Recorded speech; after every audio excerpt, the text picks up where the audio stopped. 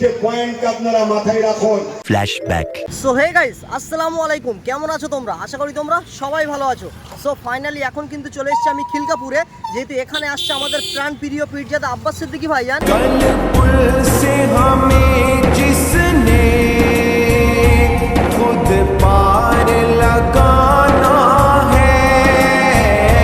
তো আজকের ব্লগটা আরো সেরা হতে চলেছে। তো এখনো পর্যন্ত যারা যারা চ্যানেলটা সাবস্ক্রাইব করোনি, তাড়াতাড়ি করে চ্যানেলটা সাবস্ক্রাইব করে দাও, যেহেতু তোমাদের একটু সাপোর্ট আমার ভিডিও বানাতে কিন্তু অনেক অনেক মোটিভেট করে। তো গাইস, এখন ওয়েদারটা আরো সুন্দর হয়েছে, দেখো কম বেশি তো সারাদিন বৃষ্টি হচ্ছে, ঠিক আছে, আর বৃষ্টির পরে একটা আলাদা রকমেরই ওয়েদার এসছে। তো গাইস, ফাইনালি কিন্তু দাঁড়িয়ে আছি সেই মাঠে, যে মাঠে আসছে আমাদের প্রাণপ্রিয় পীরজাদা আব্বাস সিদ্দিকী ভাইজান, ঠিক আছে। আর ভাইজান আসার আগে অলরেডি ভাইজানের ভালোবাসার মানুষগুলো দেখো চলে এসছে, কত মানুষ দেখো এসছে। আর আজকে যেহেতু পানি হয়েছে, ঠিক আছে, তার জন্য কিন্তু মানুষ এখনো বার হতে পারেনি, মানে এখনো মানুষ আসবে। তো পানিতে একেবারে মাঠটা দেখো কি অবস্থা হয়েছে, ঠিক আছে, মাঠে সব কাদা বেঁধে রয়েছে, পানি বেঁধে রয়েছে। আর স্টেজটা কিন্তু খুব বড় করে করেছে, দেখতে পাচ্ছ, দেখো, ঠিক আছে, দেখো কত বড় করে স্টেজটা করেছে প্রতিবাদ সভা, ঠিক আছে, প্রধান অতিথি আব্বাস সিদ্দিকী ভাইজান। স্টেজটা কিন্তু খুব সুন্দর করে সাজিয়েছে।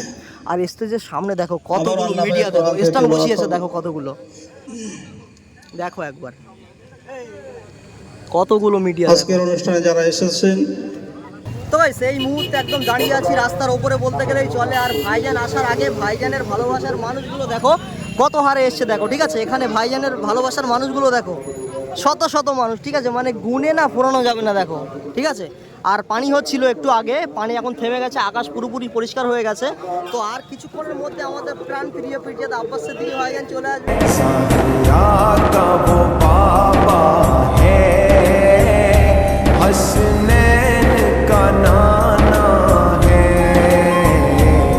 আর ভাইজান আসার আগের যে মুহূর্তটা, ঠিক আছে, সেটা একটা আলাদা লেভেলের। দেখো এখানে কত মানুষ এসছে, দেখো শুধু ভাইজানের ভালোবাসার মানুষ, মানে ভাইজানকে দেখবে, স্বাগতম জানাবে, ঠিক আছে, এই সব। তো চলো ভাইজান আসুক, তারপর কথা হচ্ছে। দেখো ভাইজান কিন্তু চলে এসছে, এদিকে মানুষ দেখো, আরে দেখো ভাইজানকে নিয়ে আসছে, দেখো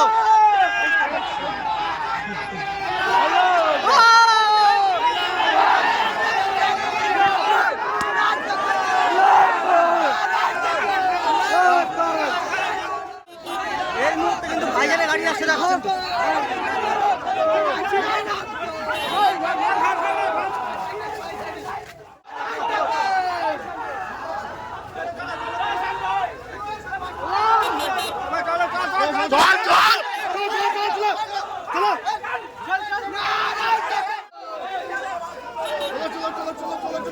ক্যামেরা কর না, চলো চলো চলো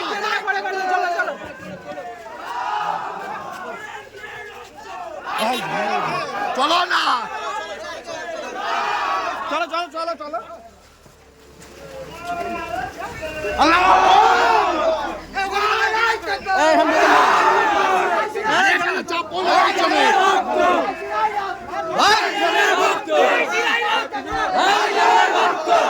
उस हाशमी दूल्हा पर कौनेन को मैं मारूं।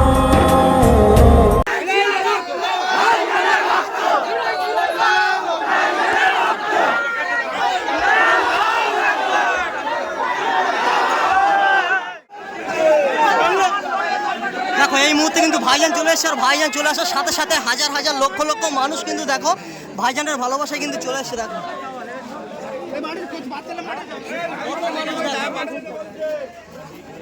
ঠিক আছে।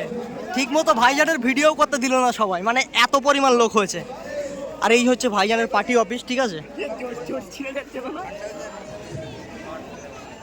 তো দেখো মানে সামনের দিকে কত লোক, দেখো মানে কি বলবো, ভাইজান আসার সঙ্গে সঙ্গে মানে এত লক্ষ লক্ষ মানুষের যে ভালোবাসা, মানে হইচই ঠেলামেলি করছে, সেইভাবে কিন্তু ভাইজানের সিনেমাটি ছট পর্যন্ত দিতে পারলাম না, ঠিক আছে। দেখো ভাইজান আসার সঙ্গে সঙ্গে মানুষ আসছে, দেখো এখানে মানুষগুলো দেখো শত শত মানুষ কিন্তু দাঁড়িয়ে আছে, দেখতে পাচ্ছ। আর দেখো মানুষ অলরেডি আসতেই চলেছে, ঠিক আছে। আর আমার বিশ্বাস যে 5 মিনিটের মধ্যে এই যে মাঠটা আছে, এত বড় যে মাঠ আছে, এই মাঠ পুরোপুরি ভরে যাবে, ঠিক আছে। তো দেখো ভাইজান তো এসছে, ভাইজান এসে এখন পার্টি অফিসে গিয়েছে, আর কিছুক্ষণের মধ্যেই কিন্তু আমাদের স্টেজে উঠবে। স্টেজে ওঠার আগে এই মুহূর্তে অনেক মানুষ হয়েছে, দেখো, ঠিক আছে, প্রচুর মানুষ হয়েছে কিন্তু, দেখো মানুষ দেখো, যা সেরা সেরা সেরা, ঠিক আছে। हुस्न व शमाइल में यकताए ज़माना है।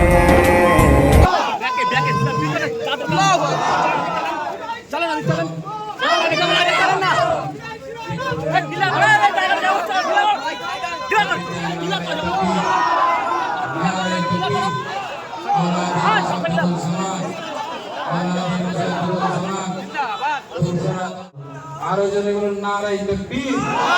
মাশাআল্লাহ, রাস্তা ছেড়ে দিয়ে দাঁড়ান। আমি আপনাদেরকে ঘোষণা করেছি আগেই রাস্তা ছেড়ে দাঁড়ান।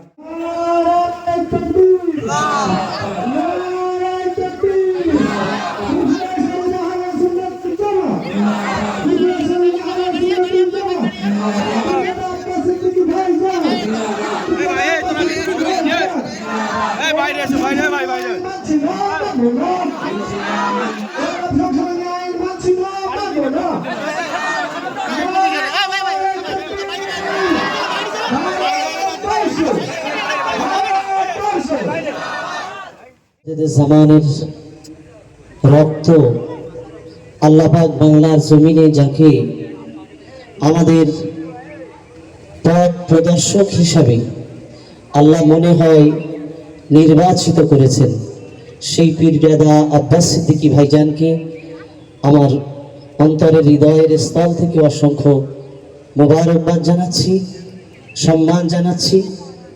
আজকে স্টেজে যারা বসে রয়েছেন, বিশেষ করে আহলে সুন্নাতুল জামাতের কর্মীবৃন্দদের প্রতি আমার অসংখ্য ধন্যবাদ।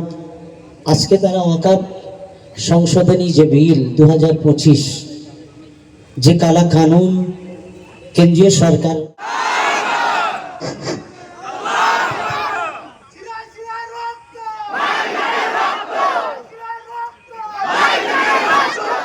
হযরত ইমাম সাহেব হযরতগণ তিনারা আলোচনা করেছেন।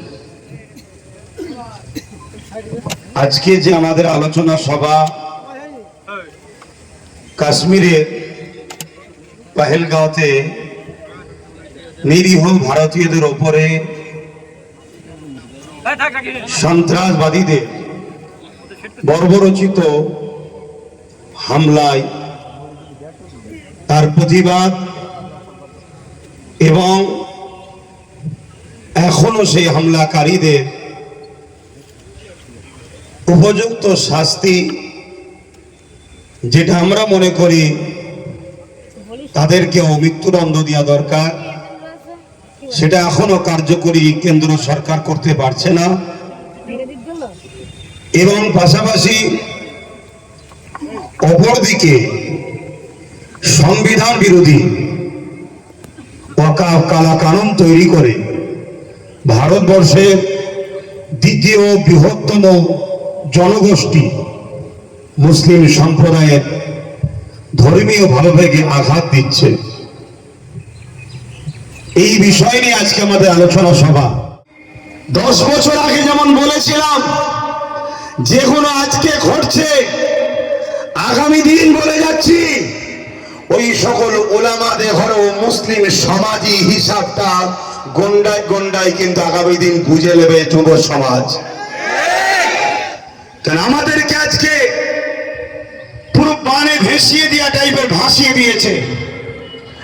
আজ কেন্দ্র সরকার দেশটাকে ধ্বংস করে দিচ্ছে। বিশ্বগুরুর নামে আজকে দেশের জিডিপিকে ধ্বংসের দিকে ঠেলে দিয়েছে। বিশ্বগুরুর নামে আজকে ভারতবর্ষকে পুরো পৃথিবীর কাছে মাথা হ্যাট করে দিচ্ছে। বিশ্বগুরুর নামে আজকে আমার দেশের ক্ষুধার্ত তালিকা দিনকে দিন বেড়ে চলেছে।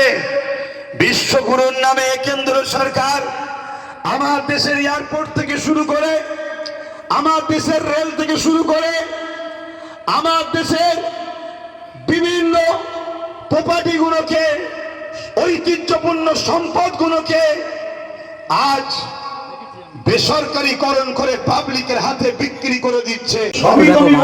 স্টেজে কিন্তু বক্তব্য দিচ্ছে, আর এই মুহূর্তে দেখো কত লোক হয়েছে। কথা বলতে গিয়ে, সেরা মসজিদের কথা বলতে গিয়ে, মাদ্রাসার কথা বলতে গিয়ে, কবরস্থান খানকাহের কথা বলতে গিয়ে, মুসলিম সমাজের এক শ্রেণী মানুষের কাছে নিজের বাপ মাকেও গাল খাওয়াতে হয়েছে। আমি বলেছিলাম মনে রাখবে, লোহা নাহলে লোহা কাটা যায় না। ক্ষমতার জোরে সামান্য ভিক্ষা দিয়ে তারা আজকে আমাদের ঘরে গোলামীর বস্ত্রতা স্বীকার করছে। এই অকাল কারাকানুন যে তৈরি হয়েছে, এর থেকে বড় ভয়ঙ্কর কানুন আগামী দিন আমাদের জন্য অপেক্ষা করছে। তার বিরুদ্ধে যুদ্ধ করতে আমরা যুদ্ধ করতে প্রস্তুত আছি।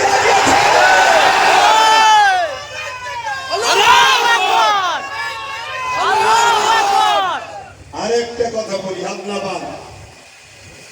কেন এতটা অঙ্গীকারবদ্ধ হতে হবে? একদিকে যেমন আমাদের ধর্মীয় অধিকার, আর ধর্মীয় অধিকারটা যে সংবিধান দিয়েছে, সেই সংবিধানকে বাঁচাবার লড়াই। কেন্দ্র সরকার সংবিধান বিরোধী আইন তৈরি করেছে। নাম্বার ওয়ান, কোন জিনিস যখন আইন হয়ে যায়, ওটাকে আইনের অস্ত্র দিয়ে কাটতে হবে।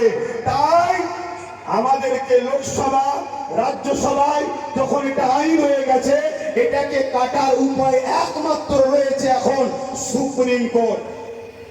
সুপ্রিম কোর্টকে আমরা সম্মান করি, সুপ্রিম কোর্টকে আমরা ভালোবাসি, কিন্তু সুপ্রিম কোর্টে যিনারা বিচার করে তারা মানুষই তো নাকি?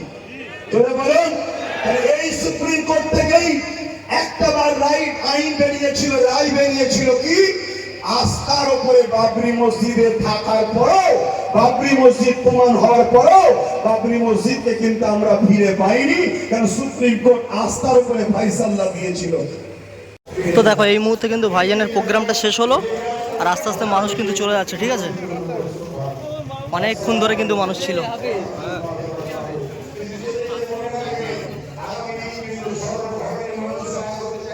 দেখো কত মানুষ, দেখো